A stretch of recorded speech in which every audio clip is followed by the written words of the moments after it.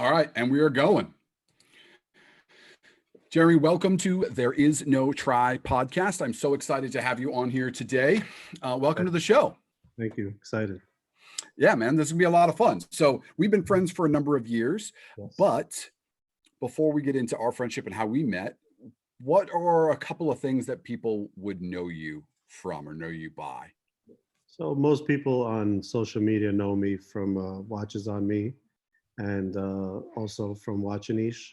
So I helped found Watchanish, which is a online publication, and we grew to a couple million followers. We had a magazine. I recently got out of that business, out of the media business, but I was involved in that for I'd say about 6 years. And it was that's pretty much where most people know me from nowadays. And where are you from? Brooklyn, New York, born and Nice. raised. Yeah, represent. Yeah. I love Yeah, it. I mean, Brooklyn has its great points. Right now, it hasn't been its highest point. So right now a lot of people are escaping New York. So I keep hearing that, and let's sidebar for a second. Is that real? Like I keep hearing about an exodus out of New York. Is that real? Yeah. So a buddy of mine that does real estate in New York City gave me some numbers today. So as of now, 500,000 people have left New York, and about Wow. 25% have missed May rent already. So Wow. yeah, so the numbers are not great right now, and I mean, it's going to keep growing, obviously. yeah, I mean, we are just, for people who don't understand economics. So I'm a former finance guy. I was the director of finance for two different trillion-dollar asset managers. One was Bank of America's asset management arm, and one was Prudential. So that's before I became an entrepreneur. That's how I cut my teeth. For people who don't understand, unemployment is a lagging indicator, Sure. right? So the unemployment spike that we're seeing now will feel in ripples for many, many months to come, Yep. right? And that's true on the flip side, right? When you see unemployment drop and people get more and more jobs, you don't feel an instant pop in the economy either. That also takes time. So yeah. I'm not a big believer that we're going to see a big pop in Q4 of this year. I just think that right now we're going to see the ripple effect in the next 3 to 6 months from what's happening now, and the stock market hitting over 25,000 today is just, it's all speculation. There's no real driver in any of this at this point. Yeah, 100%. There's no fundamentals behind this No. whatsoever. This is a speculator's bet. Exactly. Yeah. So, but how do you think this impacts your world, which is watches? I mean, Yeah. So so my world, my primary world is actually is my recycling business. right. I'm in the scrap metal recycling business. I recycle catalytic converters from cars. I extract palladium, platinum, and rhodium out of these converters, and I sell it back to car manufacturers. So that world on its own, production obviously now is at zero, and demand at this point is at zero. And again, prices are still very high in the PGMs, Yep. in the precious metals. Mhm. But it's all speculative as well, right? There's no real demand coming in right now because car manufacturers are closed. Mhm. I expect, honestly, for that effect to be felt probably in the next 3 months as well. I think come September, October, we're going to see a big dip in the market. And as of now, we see that material is slowly drying out. So I'd say material-wise, that's recycled material is probably down about 40% at this point. Wow. Yeah. Wow. So within the context of your world, one of my and one of your favorite auto manufacturers, Porsche, right there, if you can see that on camera. You're a big Porsche guy. So Porsche came out just a few days ago because the EU had come out and said, hey, we're thinking about putting guidelines around horsepower per liter. Right. So they were going to, they were in the effort of trying to push companies to be EV, to be electric vehicles. They said, hey, we had an idea. We're going to make a regulation that says you can't have a certain amount of horsepower per liter. In that effort is to reduce emissions and make everybody go electric. And Porsche pushed back and said, no, don't do that, because just give us an emission standard. Make it hard. That's fine. We can do it. And so Porsche came out and did something that they don't normally do, which is talk about what they're building in the future. They talked about how in 2026, I understand that's pretty, in car land, that's a million years from now, that their catalytic converter would be more efficient than anything we've ever seen, by a factor of 4. So be 4 times cleaner than we see out of anything, and that the emissions from a footprint perspective globally would be lower for a petrol vehicle than an electric vehicle. Now, I know that sounds crazy, but of course you have to mine the metals to make batteries. So that's where that footprint comes from. Why that applies to you specifically is because it's all catalytic converter based. Sure. And they came out and said, hey, we think that the size of the catalytic converter is going to go up by 500%. That's incredible. Crazy. I mean, that's not for guys, for people who aren't car folks like Jeremy and I are, that's insane, right? Yeah. Like that's crazy. So motors will be smaller, turbocharged, more efficient. Catalytic converters are going to be massive. But it was really interesting that Porsche pushed back. I wonder hard. where they'll even put it, honestly. Right. On such a small car, that's a challenge. Absolutely. But that of course would be great for my business, because that means that there'll be that much more material inside of it. So from a perspective long term, obviously my business is a great business, probably for the next 20 years. But after that, I don't see it really being much of a business, because I think electric cars will eventually take over. Erode that. So switching gears back to watches, which is your passion, not your job, but something that you know more about than virtually anybody, more than anyone else I know. I know a bunch of watch guys, but you're my number one guy. The secondary market, we got to talk about it, right? Had gone pretty wacky over the last 24 months. Right. You know, you had Rolex just stop making stainless, and the prices of that stuff went just crazy. And that's, you know, for you watch guys, Rolex is like entry level for a lot of that stuff, depending on the model. Right. And then you have stuff like Patek that went also pretty crazy. So care to comment where those prices and valuations people are paying way over sticker? Where do you think those are going to be now? Sure. So with regards to watches, you know, I've seen these cycles before, right? And I started collecting around I'd say early 2000s was when I really started collecting, and I probably made my first larger purchases when around 2006, 2007. And I saw, for example, a Patek Nautilus 5712 Rose on a strap. I saw that selling for about 65,000 before the Great Recession, right? And when the recession hit, I bought that watch for 28.5. So that's an indicator, right? My Royal Oak rubber clad rose gold that I bought in 2007. Love that piece. Yeah, it was a beautiful watch. That watch I paid 36K for before the recession, and someone offered me 24K for it during the recession. So if history will repeat itself in any shape or form, which it will to an extent, right?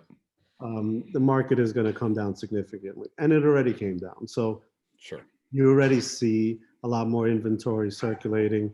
There's a lot more product on Chrono 24 and other sites as well, and the prices are probably down 20% on the secondary market already. I think personally, once the demand catches up with where it needs to be, because right now, obviously, there's less people that are going to be in the market for luxury watches. Right. And I think that demand will eventually catch up, and that's when we're going to start seeing prices coming down more and more within 3 to 6 months. If somebody is really adamant about buying a watch right now, I tell them, listen, pause for a little bit, Yeah. Yeah. give it another 3-6 months, and there'll be some deals out there. Okay. You know, and it's true, there are deals. There are deals already, but if you wait a little bit more, it'll be significant, in my opinion. All right. So hold off on getting my Panda AP because that's what I want. The Panda AP. Yeah. Yeah, it's a beautiful watch. Look, and there's a lot of factors that go into this, right? If brands limit inventory, continue to limit inventory, Right. then there will be, obviously the market will sustain, right? Right. But typically brands have their own quotas, their own investors they need to show results for. And at the same time, they have their own production lines. So if they close their production lines and limit inventory, Mhm. then there's only a certain extent that they can do that, right? So the truth of the matter is they can limit inventory to a point, but demand has to sustain. Will it sustain? That's yet to be determined. Um, another thought process. I was talking to a buddy of mine yesterday, Corey from Vintage Frames. I don't Oh know. yeah. Yeah. No, Corey. Yeah. So we were talking yesterday, and we were talking about the demand for luxury, and he brought up a good point about luxury as well. And the point is that there's people that can really afford luxury, and then there's the people that are just buying it, and that's like the only money that they have, right? Right. So the truth is, those buyers that are barely affording the luxury might still continue to buy, Right. right? And that's the thing about luxury, that people will spend almost their last dollar on it and not have any way to pay their rent the next month. It's so my wife worked for Louis Vuitton corporate for a number of years, and she could tell you 1,000 stories of people who had no business buying their product, Yep. who would come in and buy product and put it on 5, 6 credit cards Yep. to buy one item, right? So I mean, Corey's spot on in that people are. It's interesting. I mean, if you're one of the lucky brands that are in that bucket, Louis Vuitton being one of them, the watch world, has a bunch of those names. It is amazing what people will go through to own your item. Sure. It's crazy. Yeah. But I digress. Okay, so for all you watch geeks that are out there, people that are Jeremy's telling you it is not quite yet. Wait a little bit longer. A little bit longer, and you'll buy that Panda AP probably 10-20 under retail than 10-20 over retail. Yeah. Well, that's the thing that kept the finance geek in me. Every time I would look at it and get so close to buying it, I'm like, God, that's so expensive over retail. I mean, it's just a value question. It's not a question of, I always say that this is one thing that people mistake, which is price versus value. Right. So it's not a question of whether you can afford it. It's a question of whether it represents enough value to you. So let me give you an example. Let's say you're a millionaire. Let's say you have $1 million cash in your bank, $10 million. I don't care. And I say, hey, Jay, this is the best cup of coffee I've ever had. It's $1. You say, heck yeah, pass it over. I go, hey, this is the best cup of coffee I've ever had. It's $10. You're like, all right, I'll give it a try. It's the best cup of coffee I've ever had. It's $100. You go, $100 cup of coffee? Right. Hold on, right? You can afford $100 just as easily as you can afford $10. It makes no difference to you. But at some point in your brain, regardless of the amount of money you have in your pocket, you just go, the value component isn't there. Right. This is the difference, frankly, in how people who can't afford luxury versus people who can afford luxury think of things. People who can't afford luxury that buy luxury, unfortunately, they do it for a status symbol. People who can afford luxury, they purchase it on a value basis. How much do I like it? How much value do I get out of it relative to what it costs to me, right?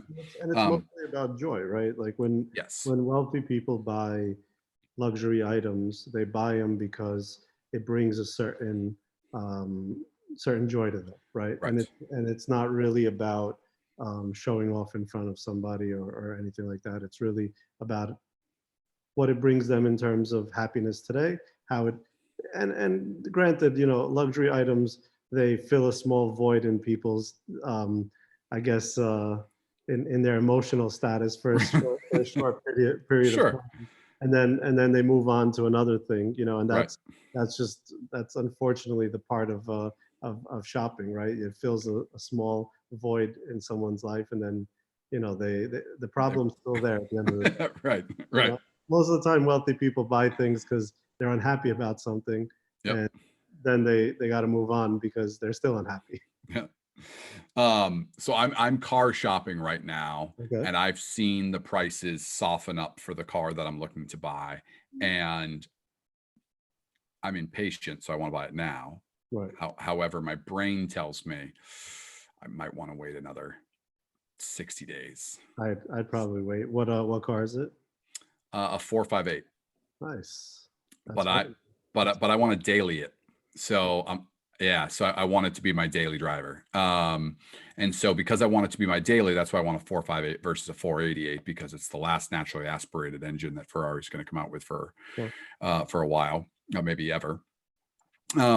And it's the newest relative to where it sits on the depreciation curve, right? So what bang for your buck?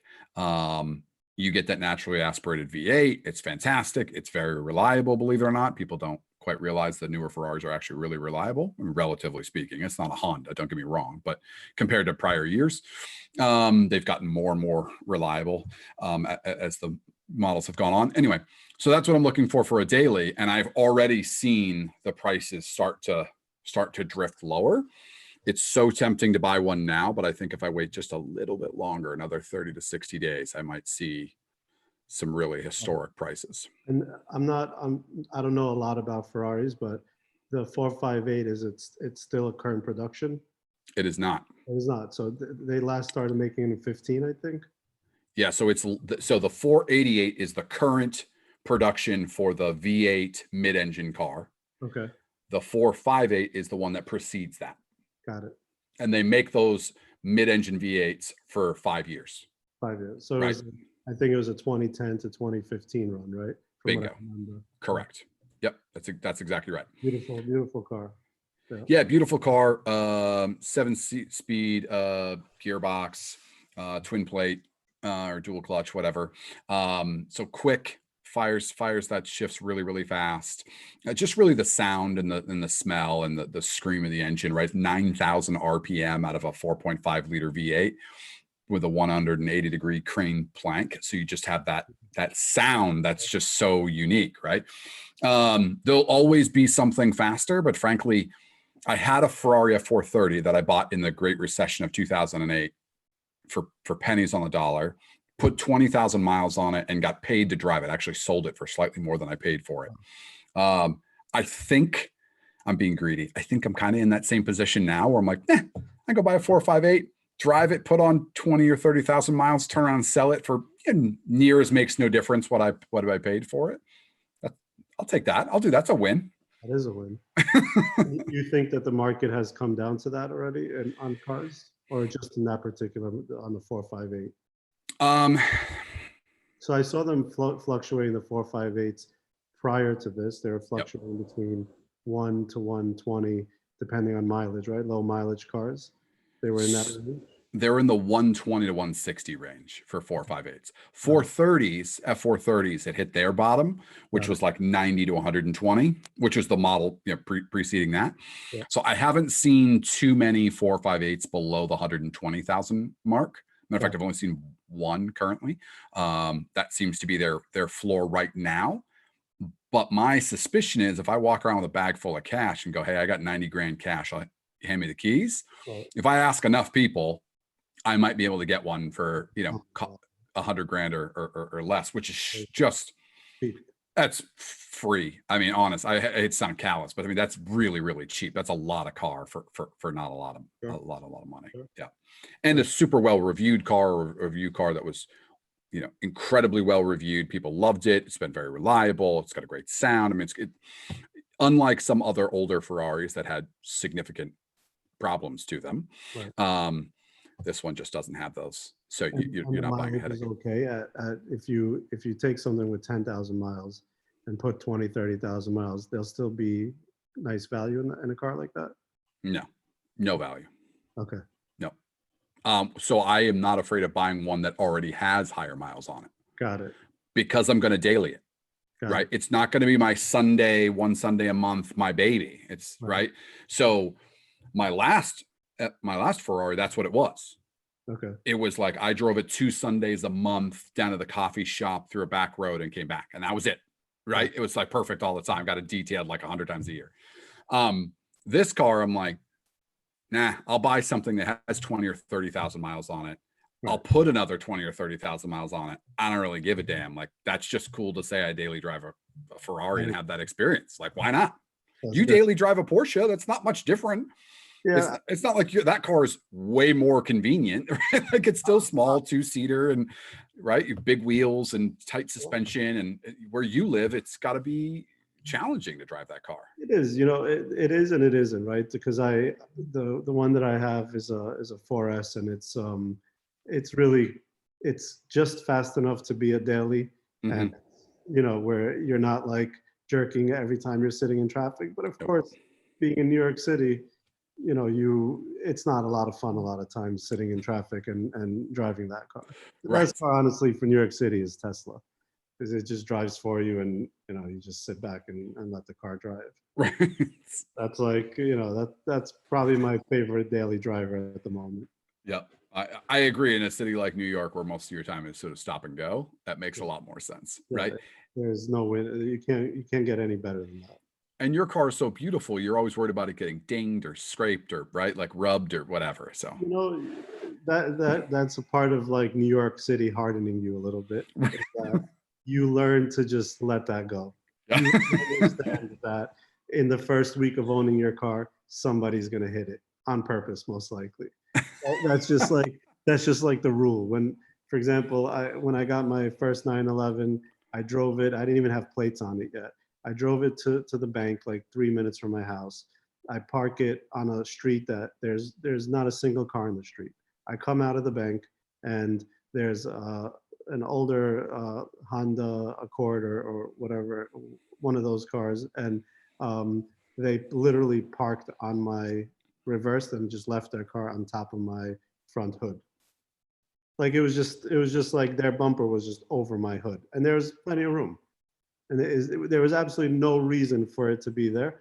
But the people just, there's a lot of angry people, and it just, that's what happened. And honestly, it bothered me for like an hour, and then I moved on. Yep.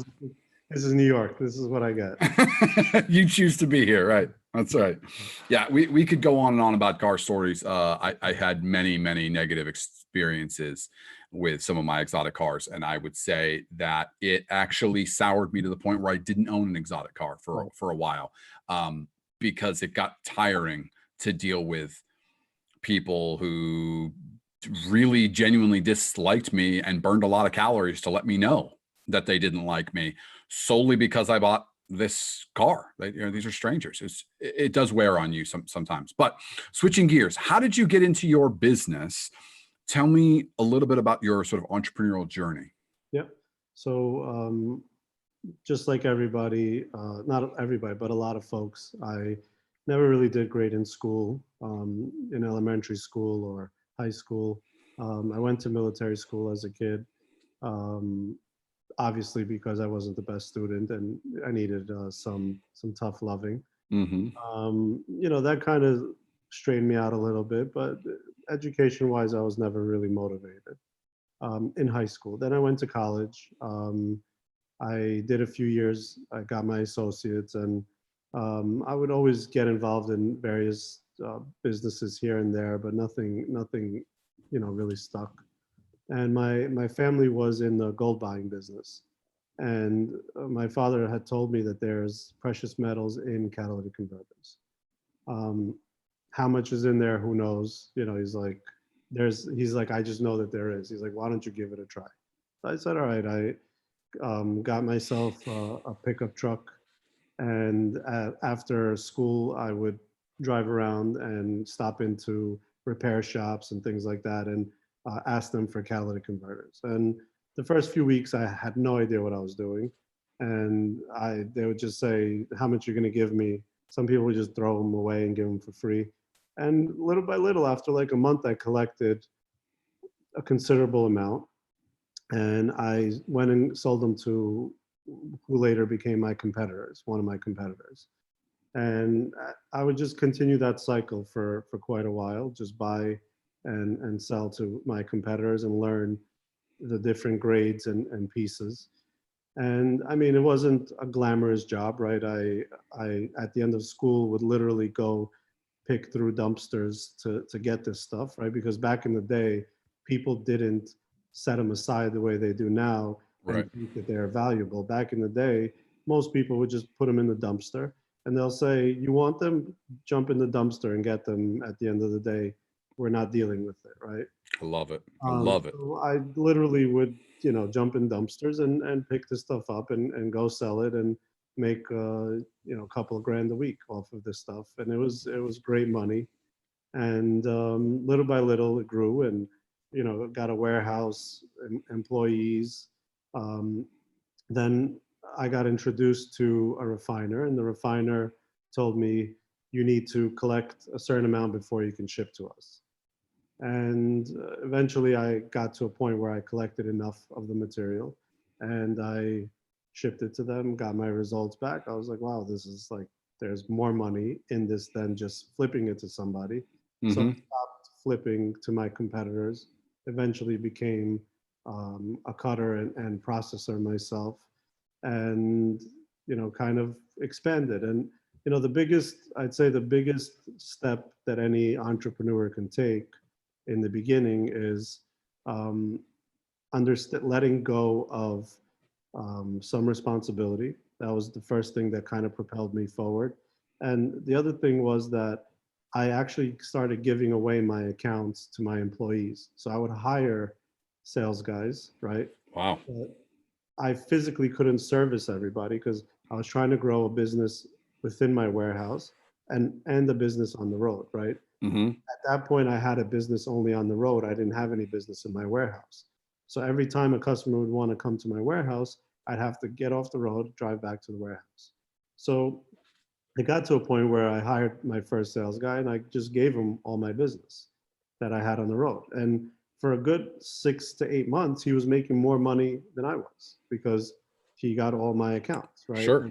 And it took me a while to get back that the business that I basically lost to him because Right. I was giving him a nice commission. And so that was definitely a major point. And the other factor that most people fail to realize when they're starting a business is that they don't want to do the hard work themselves, right? My workers were not unloading trucks themselves. I was unloading the trucks that came to the warehouse. I was on the cutters. I was using the forklifts because I needed to know what my employees were doing better than they knew. And the Hmm. only way to do that was to do it myself. 100%. And obviously you get to a point where you just don't need to do it, but in the beginning, those were the major factors for me. And then eventually, obviously, finding great people to work for me was another factor. Having people that I trusted helped my growth as well. And I started my business with, $30,000, and this year we were on track to do a little over 60 million in sales. So, those That's amazing. it's really one of those stories where you started with almost nothing and you grew it, but this wasn't overnight. I'm in my business almost 20 years now, so Right. it really took a lot of time and a lot of effort and a lot of ups and downs and um, health. You sacrifice health. When I got into my scrap metal business, I didn't know that I had to wear protective gear to process my material, right? So I'd be standing on my cutting machines processing material without a respirator.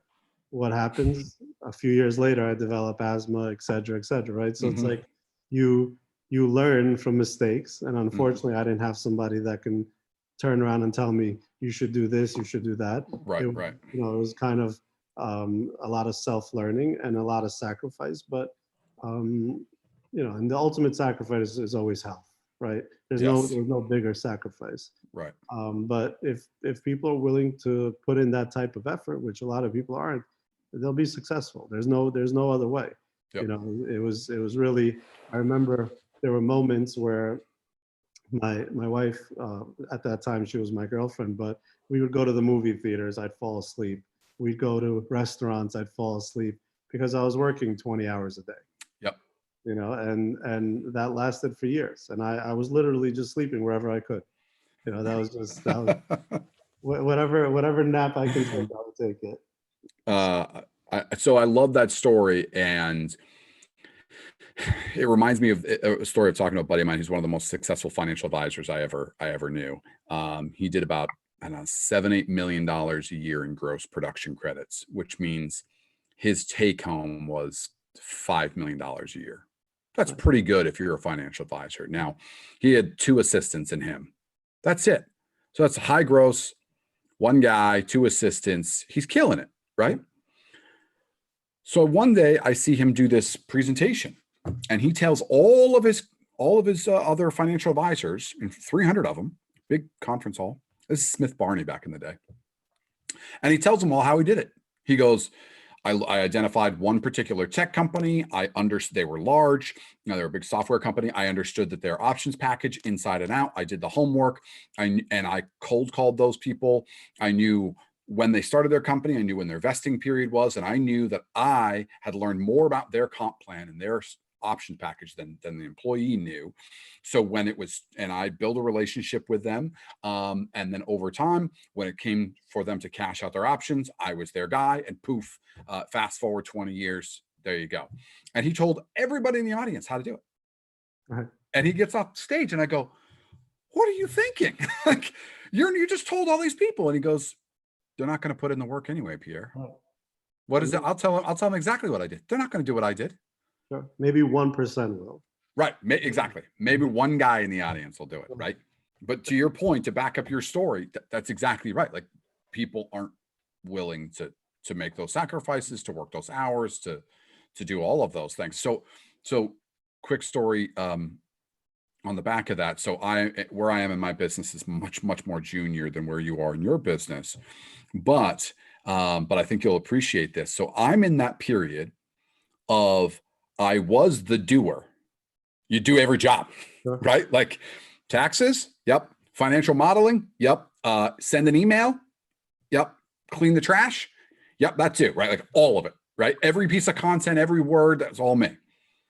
Well, now I hired a bunch of people that all do those things better than I do. Right. So now I wake up and I'm like, I don't do anymore. Right. Like, I'm not physically writing it any. I'm busy, but I didn't like build it anymore. Right. Right. You change from a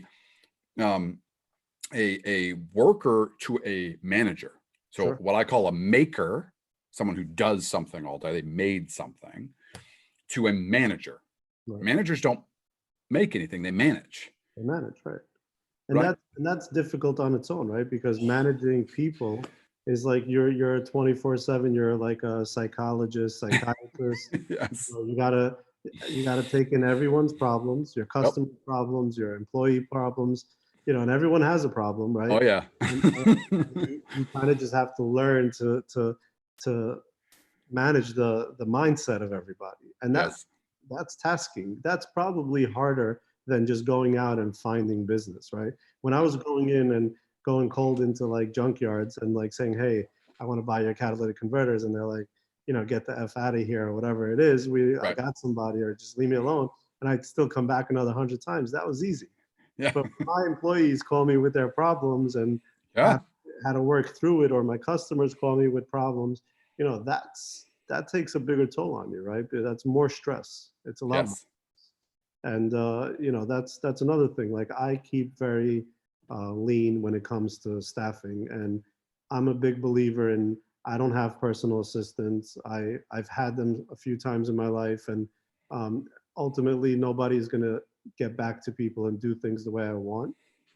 So I will never give somebody the ability to answer my emails and things like that, because that's just me personally. I like to do it myself. And it's interesting because there's another person in the watch industry that I had interactions with, who's a very big, well-known name, Mr. Biver. He was the CEO of Hublot. He is the chairman of LVMH watches. Mhm. Well, now he's the honorary chairman, but he was. So he's, you know, he's like this mastermind in the watch industry, and this great force, right? And when you send him an email, he responds. And it doesn't matter when you send it. If you send it 2 o'clock in the morning, he emails you back 20 minutes later. And it's just like, it was mind boggling. And he's, you know, he's in his late 60s, early 70s at this point, you know, and Right. he's, you know, he's still doing this. And this is like recent. This is like over the last couple of years that I was interacting with him. And, you know, I learned from a lot of older, wiser people to sometimes not do things and keep a certain and do certain things, right? Right. One of Right. the things that I won't do is get a personal assistant, and I'm not saying that's a bad thing, because sometimes you just need it. I believe in managers. I believe that, you know, Yep. having a couple of managers is always important, and those I value it, but it's hard to find managers. 100%. So yeah, I agree with you. I've had assistants from time to time, and almost always, if you're able to identify a good assistant, Right.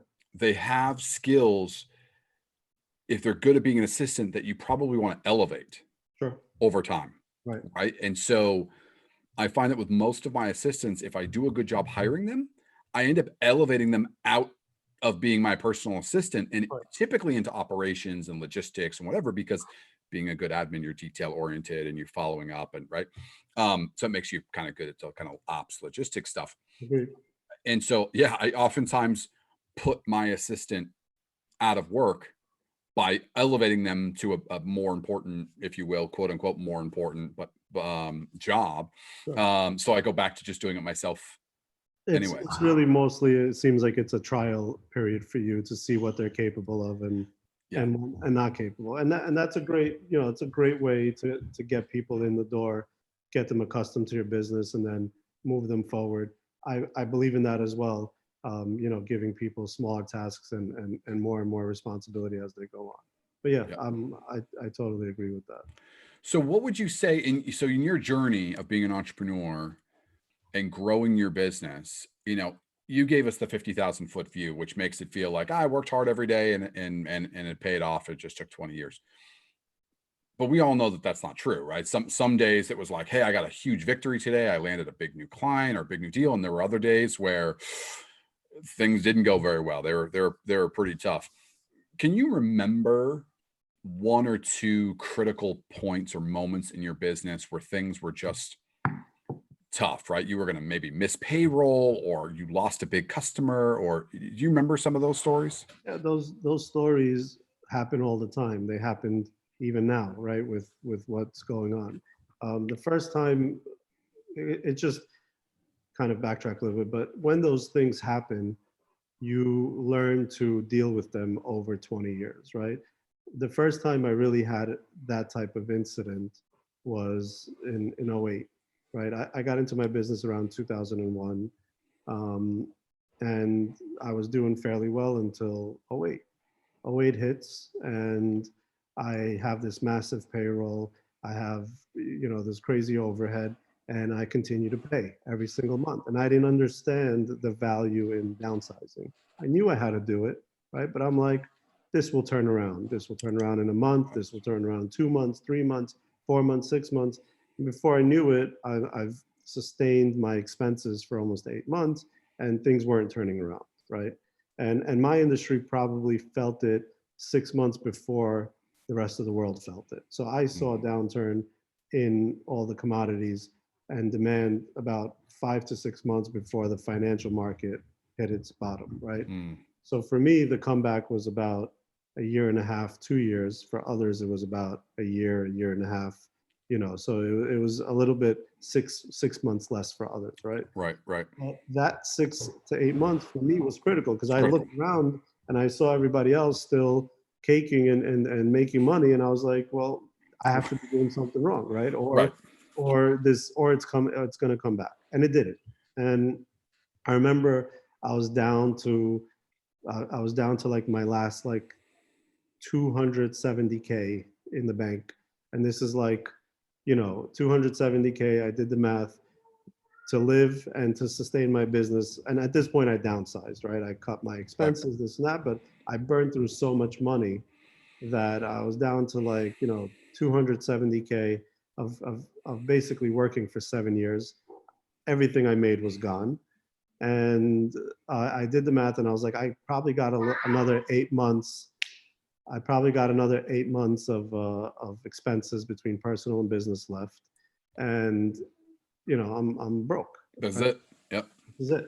So I remember I was talking to my dad, who I've kind of had this on and off relationship with. He lived overseas most of my life, and I called him up, and he's like, "Just close the business." And I'm like, "Well, that's easy for you to say. You didn't give all your everything that you have to build it. I'm not going to just walk away. There has to be a way." He's like, "Well, you're going to just run out of money." So, and then he's like, "You're not going to be able to do anything anyway." So I was like, you know what? I'm just going to roll the dice for another 3 months. And I remember that was a decision in August. And I kept pushing. Look, I kept trying to get customers. I kept kept pushing, but there was just no product out there for me to buy. I just physically, there was just not enough product. There was not enough margin. You just couldn't turn a profit. And I remember it was August and I was like, I'll give it another 3-4 months to go. And I remember my daughter was born in December of 2010. And as I was in the hospital, I got my first result back from my refiner. And it was the first result where I broke even on refining. Yeah. And I was like, wow, this is like the first positive news in almost 2 years at that point. Wow. And That's incredible. and mentally it was difficult, right? You're constantly looking around to see if there's other opportunities.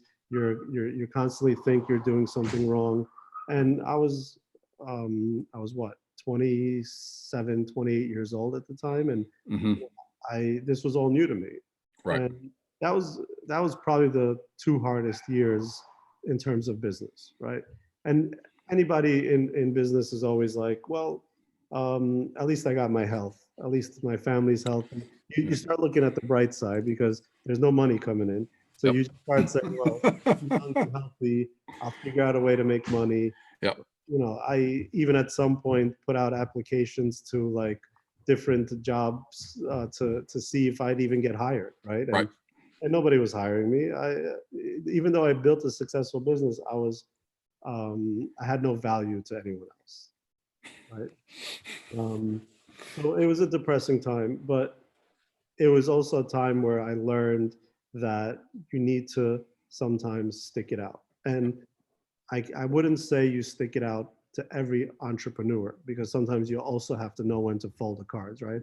I've been involved in other businesses where I knew when it's time to leave and when it's time to stay, right? And that's the biggest, and that's probably the most valuable asset an entrepreneur has is when to get in and when to get out.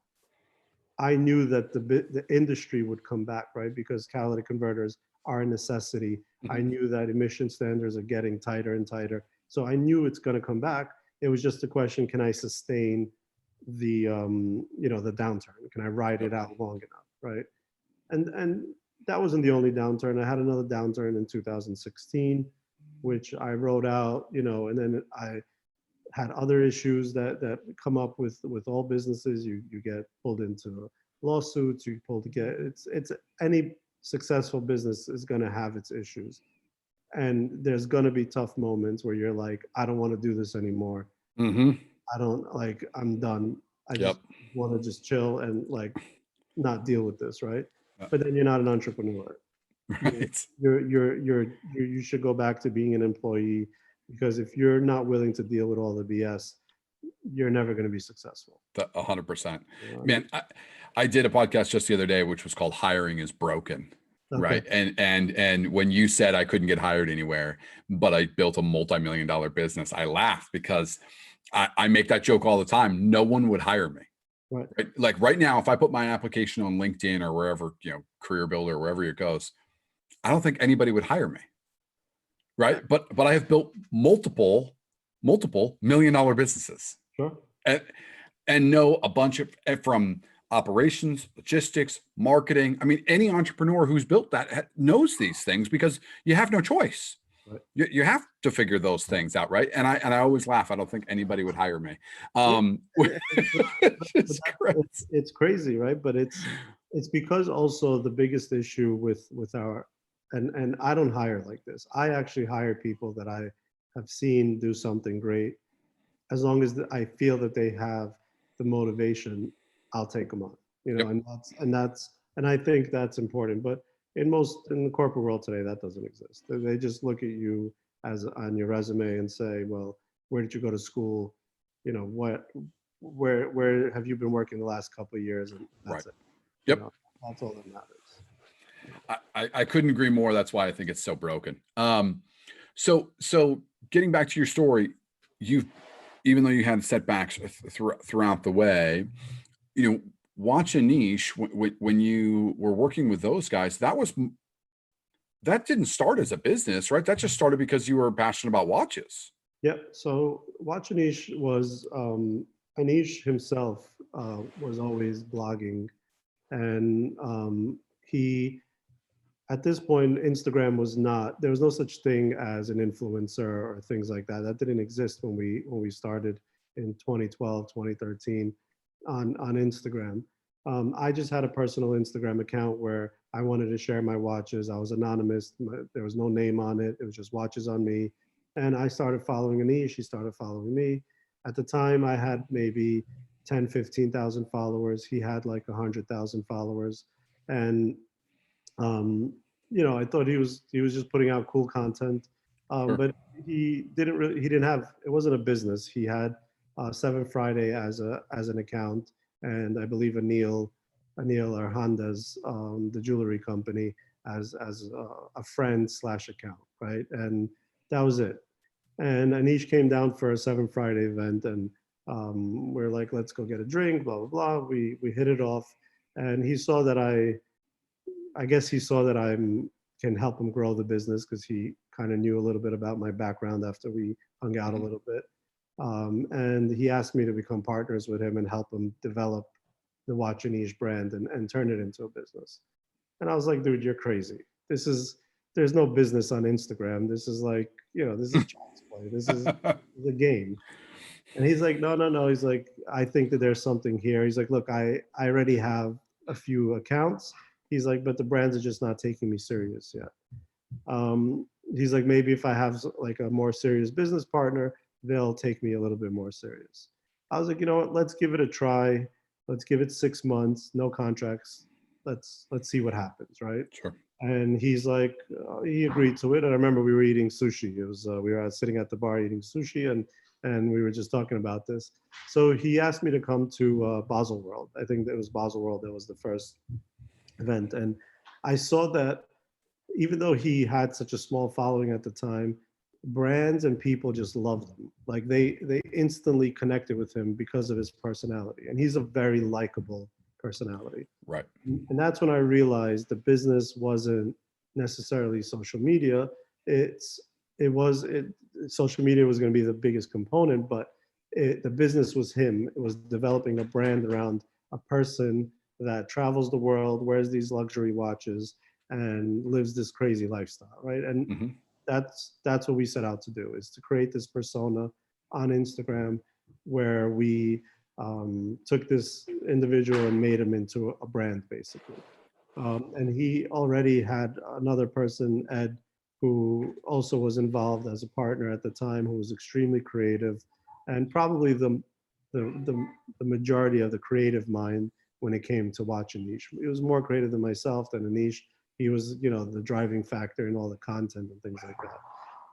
So we set out and we grew it into a business, and you know, we grew it into a great business where we were doing a lot of money on just on Instagram. I would say over, you know, we were billing out over 6 million a year Wow. in just social media advertising, content production, etc. So you know, it grew into a great business, but it took away from me watch collecting. It took away time from my that I can spend with my family and it also took away from my recycling business that, you know, was my baby and my bread and butter. So, Right. you know, it got to a point where it was more of a distraction for me than you know than it needed to be, and that's when I knew I had to step away, because at the same time I wasn't being fair to Anish as a partner and things like that, where I wasn't giving it the right time. So Mm. I stepped away about a year and a half ago, and you know, it was the right decision because I was able to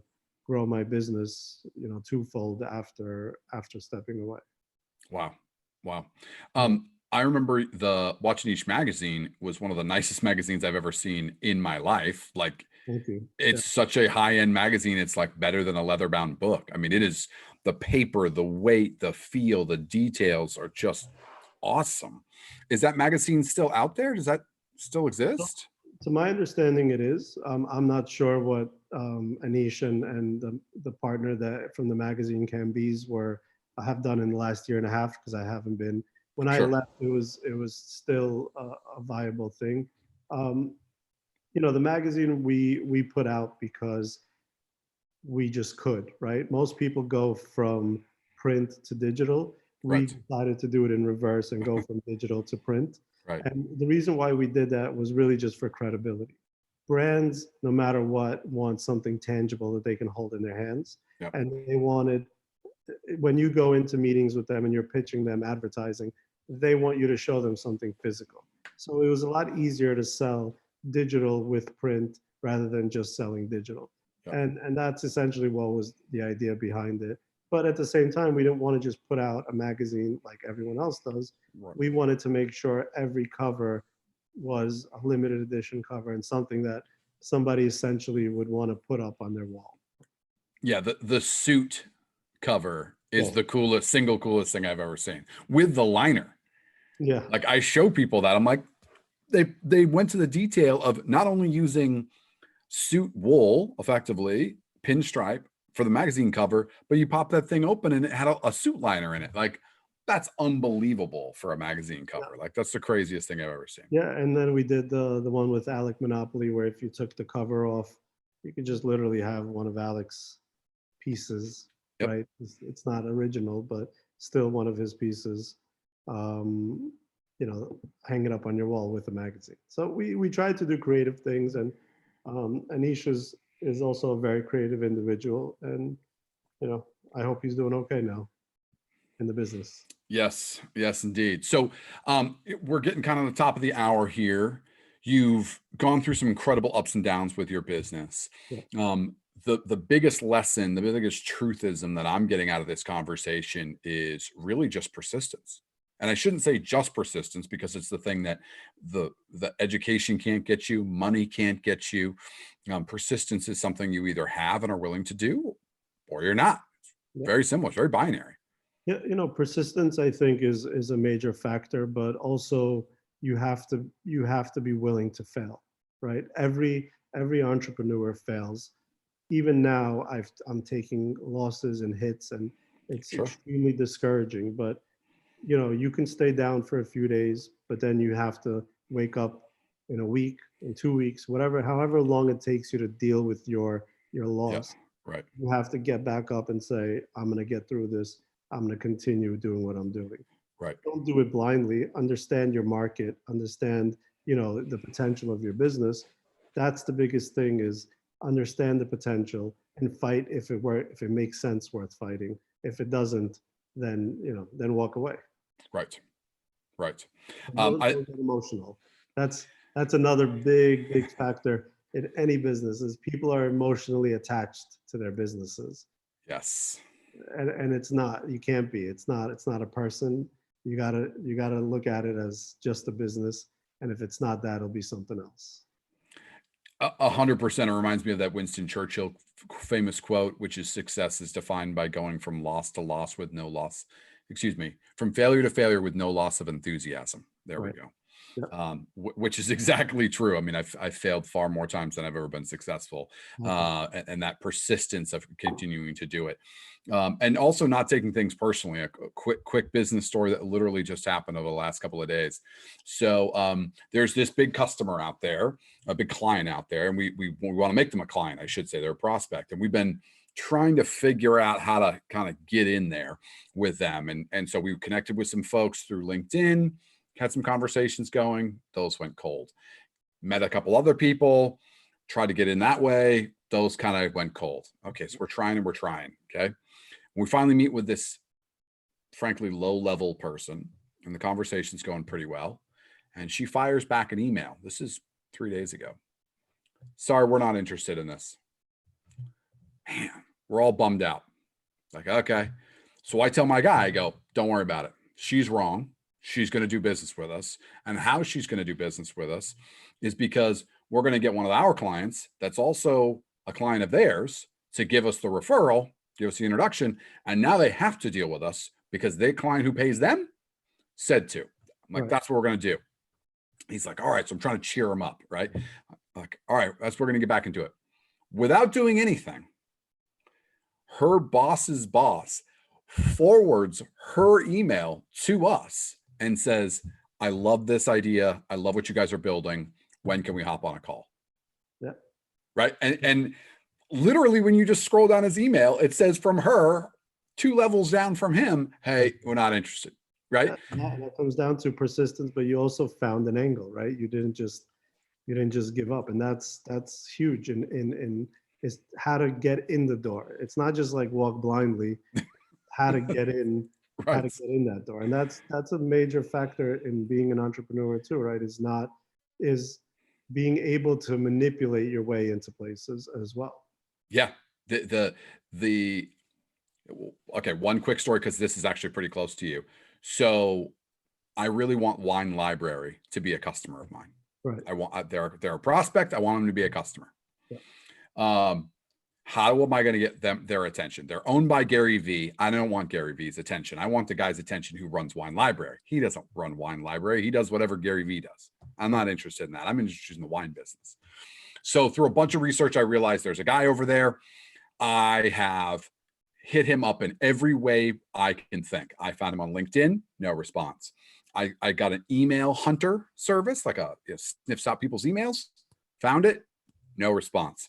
I knew people that he had worked with in the past, asked for like an introduction, no response. Found him on Instagram, stalked him on Instagram, no response, right? But I didn't stop. I figured out through all of this work around this one person that he really liked the Chicago Cubs. He's a huge Cubbies fan, this guy. So I go, all right, who's the Babe Ruth of the Cubs? Who's the guy, right? So back in the day, there was a player named Ernie Banks. He was nicknamed Mr. Cub. I run out. I go buy some sports memorabilia with this amazing black and white photograph signed by Ernie, Mr. Cub, authenticated, like all those things, not inexpensive, to be fair. I realized not to do this. Wrapped it up, wrote a handwritten note, sent it to his office. And I was like, one way or the other, this dude is going to answer my call. Like, we are going to get on the phone. He might not say yes, but at some point he's just going to go, man, this Pierre guy, he just won't. I just got to give him 10 minutes, right? Like, that's all I'm looking for. So at this point, if he takes that gift, he has to give you at least 10 minutes. Right. Otherwise, I want my picture back, bro. But just to back up Jeremy's story, I mean, he's so spot on. And if you're listening really to what his story is about just keep going. Don't afraid to do the dirty work, because that's where the greatest lessons lie. You have to keep pushing. You have to be so committed to what you're doing that yes, you took your lumps, and yes, they sucked. If you notice what he said, not to speak about you in the third person, but some of the things that you said were, yeah, it sucked. It doesn't mean it's all roses, but then get back to work. Yeah. And that's one of those things. Like, listen, life is not a motivational poster. Certain days suck. It's going to be brutal. Fine. Days. Yeah. Lots of days. There's more days than bad days than good days. Right. That's just the rule. Yeah. But that's the reason you get the benefits of being an entrepreneur is because you're willing to do those things. Yep. It's just a trade. Yeah. Right. Great. So with that, Jay, where can people follow you? Where direct the people? Where can they go to learn more about you and what you're up to? You can find me at Watches on Me, on LinkedIn, Jeremy Roizin. You can reach out, and I try to answer everybody if they have reasonable questions. When people ask me like stock picks and where to buy a watch, I tend to like not really give too much advice on that. But if you have a reasonable question, or the best ones are the ones that ask you for money. They're like, you seem to be doing well. Can you send me $100? And I'm like, no. You can come work for $100. Right. I don't mind that, but yeah, if people have reasonable questions and things like that, I'd love to hear from others. Fantastic. Jay, appreciate you being on the podcast today. Thank you so much. So great to catch up with you. Catch up again in Vegas or in Cali soon. I hope so. When this all turns back to normal, which seems like we're getting close there, I'm really excited. So let's hang out, have a cigar, discuss watches and wine and what have you. Thank you. Thanks, all right, brother. Thanks, everybody. Till next time, all the links to Jeremy will be in the show notes, so you can find it there. Otherwise, you can go to pierrerogers.com, find links to other episodes and everything that I'm up to. Appreciate it, everybody. Thank you so much. Bye-bye.